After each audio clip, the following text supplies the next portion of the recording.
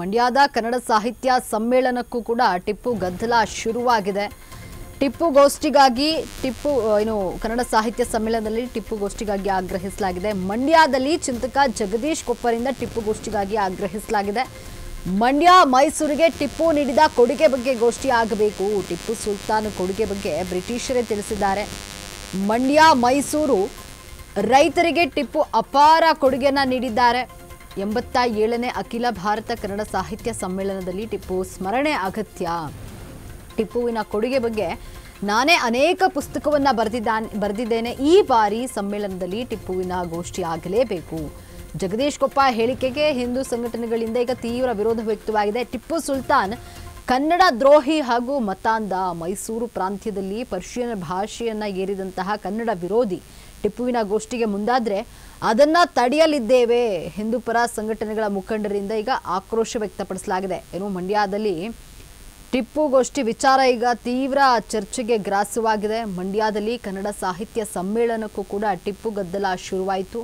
ಕನ್ನಡ ಸಾಹಿತ್ಯ ಸಮ್ಮೇಳನದಲ್ಲಿ ಟಿಪ್ಪು ಗೋಷ್ಠಿಗಾಗಿ ಆಗ್ರಹಿಸಿದ್ದು ಮಂಡ್ಯದಲ್ಲಿ ಚಿಂತಕ ಜಗದೀಶ್ ಕೊಪ್ಪರಿಂದ ಟಿಪ್ಪು ಗೋಷ್ಠಿಗಾಗಿ ಆಗ್ರಹಿಸಲಾಗಿದೆ.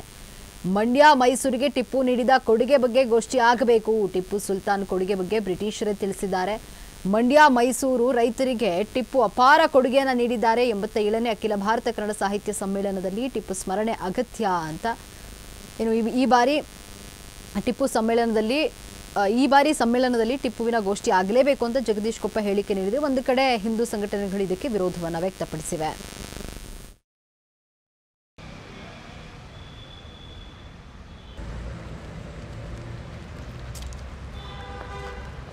ಘೋಷಿತ ಚಿಂತಕರು ದೇವರಾಜ್ ಕೊಪ್ಪ ಅವರು ಮಂಡ್ಯದಲ್ಲಿ ನಡೀತಿರ್ತಕ್ಕಂಥ ಕನ್ನಡ ಸಾಹಿತ್ಯ ಸಮ್ಮೇಳನದಲ್ಲಿ ಟಿಪ್ಪುವಿನ ಗುಣಗಾನ ಮಾಡಬೇಕು. ಟಿಪ್ಪು ಮಂಡ್ಯಕ್ಕೆ ಸಾಕಷ್ಟು ಕೊಡುಗೆಗಳನ್ನ ಕೊಟ್ಟಿದ್ದಾನೆ, ಕನ್ನಡಕ್ಕೆ ಸಾಕಷ್ಟು ಉದಾರವಾದಂತಹ ಕೊಡುಗೆಗಳನ್ನ ಕೊಟ್ಟಿದ್ದಾನೆ ಅಂತ ಹೇಳಿ ಒಂದು ಹೇಳಿಕೆಯನ್ನು ಕೊಟ್ಟಿದ್ದಾರೆ. ಇದು ಖಂಡಿತ ಇದು ಈ ರೀತಿ ಟಿಪ್ಪುವಿನ ಗುಣಗಾನ ಮಾಡೋದಾಗಿರಲಿ, ಅವ್ರನ್ನ ವೈಭವೀಕರಿಸಂತ ಕೆಲಸ ಮಾಡ್ತಾರೆ ಸಾಹಿತ್ಯ ಸಮ್ಮೇಳನದಲ್ಲಿ ಖಂಡಿತ ನಾವು ಅಪೋಸ್ ಮಾಡ್ತೀವಿ. ಯಾಕೆ ಅಂತಂದರೆ ಟಿಪ್ಪು ಒಬ್ಬ ಕನ್ನಡ ವಿರೋಧಿ. ಯಾಕೆಂತಂದರೆ ಅವನ ಕಾಲದಲ್ಲಿ ಕನ್ನಡ ಪದಗಳನ್ನ ತೆಗೆದು ಪರ್ಯಾಯವಾಗಿ ಪರ್ಷಿಯನ್ ಪದಗಳನ್ನ ಹೇರುವಂಥ ಒಂದು ಕೆಲಸ ಆಗಿತ್ತು. ಅವನ ನಾಣ್ಯಗಳು ಕೂಡ ಪರ್ಷಿಯನ್ ಪದಗಳಾಗಿತ್ತು. ಮತ್ತು ಊರುಗಳನ್ನ ಹೆಸರು ಮುನಿಯರಾಬಾದು, ಮುರ್ಷಿದಾಬಾದು, ಜಲಾಲಾಬಾದ್ ಅಂಥೇಳಿ ಎಲ್ಲ ಊರುಗಳನ್ನೂ ಹೆಸರನ್ನು ಚೇಂಜ್ ಮಾಡಿದ್ದ. ಮತ್ತು ಅವನ ಆಡಳಿತದಲ್ಲಿ ಸಂಪೂರ್ಣವಾಗಿ ಕನ್ನಡವನ್ನು ನಿರ್ಲಕ್ಷ್ಯ ಮಾಡಿ ಪರ್ಷಿಯನ್ ಭಾಷೆಯನ್ನು ಹೇರುವಂಥ ಕೆಲಸವನ್ನು ಮಾಡಿದರು.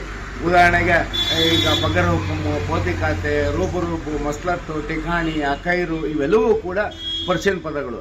ಏಕೆಂತಂದರೆ ಈಗ ಕೇರಳದಲ್ಲಿ ಮುಸಲ್ಮಾನರಾಗಿರ್ಬೋದು, ಅಲ್ಲಿ ಮಲಯಾಳಂ ಮಾತಾಡ್ತಾರೆ, ತಮಿಳುನಾಡಲ್ಲಿ ತಮಿಳು ಮಾತಾಡ್ತಾರೆ. ಆದರೆ ಟಿಪ್ಪುವಿನ ಆಡಳಿತ ಇದ್ದಂತಹ ಮೈಸೂರು ಭಾಗದಲ್ಲಿ ಉರ್ದುವನ್ನು ಹೇರುವಂಥ ಕೆಲಸವನ್ನು ಟಿಪ್ಪು ಕಾಲದಲ್ಲಾಗಿತ್ತು. ಹಾಗಾಗಿ ಇಂಥ ಒಬ್ಬ ದುಷ್ಟನನ್ನು, ದುರುಳನನ್ನು, ಮತಾಂಧನನ್ನು, ಏಕೆಂದರೆ ಹಿಂದೂ ಧರ್ಮದಲ್ಲಿ ಇದೇ ಮಂಡ್ಯ ನೆಲದಲ್ಲಿ ಮಂಡ್ಯ ಅಯ್ಯಂಗಾರ ಕಗ್ಗೊಲೆ ಏನಿತ್ತು, ಮತ್ತು ಕ್ಯಾಥೋಲಿಕ್ ಕ್ರಿಶ್ಚಿಯನ್ರ ಕಗ್ಗೊಲೆ ಏನಿತ್ತು, ಇವೆಲ್ಲವನ್ನೂ ಕೂಡ ಜನ ಆವತ್ತಿನ ಕಾಲದಲ್ಲೇ ಒಂದು ಗೌಡರ ಪಡೆ ಅವನ ವಿರುದ್ಧ ತಿರುಗಿ ಬಿದ್ದು ಭಾಳ ಹೋರಾಟ ಮಾಡಿತ್ತು. ಹಾಗಾಗಿ ಈ ರೀತಿ ಒಬ್ಬ ಕನ್ನಡ ವಿರೋಧಿಯ ಒಂದು ಕಾರ್ಯಕ್ರಮವನ್ನು ಕನ್ನಡ ಸಾಹಿತ್ಯ ಪರಿಷತ್ನಲ್ಲಿ ನೀವೇನಾರ ಮಾಡಿದ್ರೆ, ಕನ್ನಡ ಸಾಹಿತ್ಯ ಸಮ್ಮೇಳನದಲ್ಲಿ ಏನಾರ ಮಾಡಿದ್ರೆ ತೀವ್ರವಾದ ಹೋರಾಟವನ್ನು ನಾವು ಕೈಗೆತ್ತಬೇಕಾಗುತ್ತೆ ಅಂತ ಎಚ್ಚರಿಕೆ ಕೊಡ್ತೇವೆ. ಟಿಪ್ಪು ಸುಲ್ತಾನ್ ಬಗ್ಗೆ ಮಂಡ್ಯ ಈ ಸಂಸ್ಥಾನಕ್ಕೆ, ಮೈಸೂರು ಸಂಸ್ಥಾನಕ್ಕೆ ನೀಡಿದ ಕೊಡುಗೆಗಳು ಕೂಡ ಮತ್ತೆ ಇಲ್ಲಿ ಗೋಷ್ಠಿ ಆಗಬೇಕು. ಯಾಕೆಂದರೆ ಟಿಪ್ಪು ಸುಲ್ತಾನ್ ಬಗ್ಗೆ ನಾನು ಹೇಳದೆ ಇನ್ಯಾರೋ ಹೇಳ್ದ ಅನ್ನೋದು ಮುಖ್ಯ ಅಲ್ಲ.